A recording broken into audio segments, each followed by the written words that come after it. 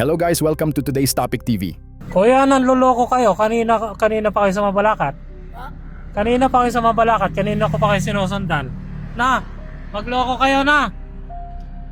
Paandarin nyo na yan. Kanina pa ko pa kayo sinusundan. Sige. Nanloloko po kayo ng tao.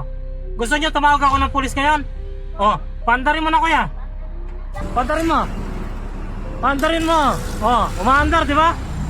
Isang netizen ang nagbahagi ng kanyang karanasan matapos umano siyang lapitan ng isang grupo na nagtutulak ng tricycle at humihingi ng tulong para sa gasolina. Ayon sa kanyang kwento, sinabi ng grupo na wala na silang gasolina at kailangan nilang makauwi sa baliwag. Dahil may kasama pa umano silang bata at isang matanda, naawa siya at nag-alok na samahan sila sa pinakamalapit na gasolinahan upang matulungan. Ngunit habang papalapit na sila sa gasolinahan, sinabi umano ng grupo na wala sa kanila ang susi ng tricycle dahil nasa kanilang driver. Sa halip na maghintay, ipinagpatuloy pa rin nila ang pagtutulak at sinabing hahanapin muna nila ang driver. Dito na umano siya, nagsimulang magduda. Sinubukan niyang sundan ang grupo, ngunit pansamantala niya itong nawala sa paningin. Makalipas ang ilang sandali, nakita niya muli ang mga ito sa ibang lugar na nagtutulak pa rin ng tricycle.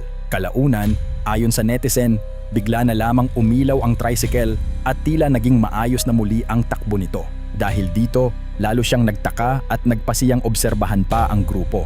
Habang sinusundan niya ang mga ito, napansin umano niyang may mga motorista ring pinapara upang hinga ng tulong.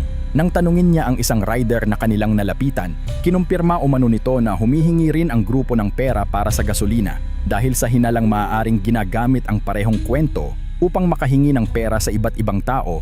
Nagpasya siyang komprontahin ang grupo upang mabigyang babala ang iba pang motorista at maiwasan ang posibleng panloloko.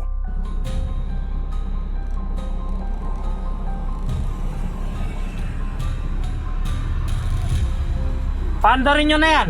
Kanina pa ko pa kayo sinusundan. Sige. Paandarin nyo na po yan. Kanina ko pa kayo sinusundan. Galing kayong Mabalacat kanina, di ba? Oh, paandarin nyo na. Kuya, paandarin mo na. Nangloloko kayo ng tao. Nanloloko po kayo ng tao. Gusto nyo tumawag ako ng pulis ngayon? Oh, paandarin mo na kuya. Paandarin mo na. Umuwi na kayo.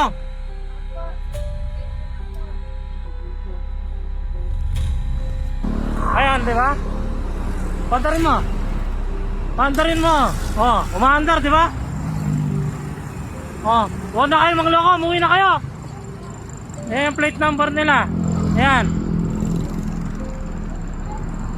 Ha? Paalala sa lahat ng motorista at mamamayan, mabuting tumulong sa kapwa, ngunit mas mabuti ring maging mapanuri. Kung may humihingi ng tulong sa kalsada, tiyaking beripikado ang sitwasyon bago magbigay ng pera o anumang tulong upang makaiwas sa mga posibleng manloloko. Ano ang masasabi ninyo sa insidenteng ito? Naranasan na rin ba ninyo ang ganitong uri ng panghihingi ng tulong sa kalsada? Ibahagi ang inyong opinyon sa comment section. Paandarin mo. Paandarin mo.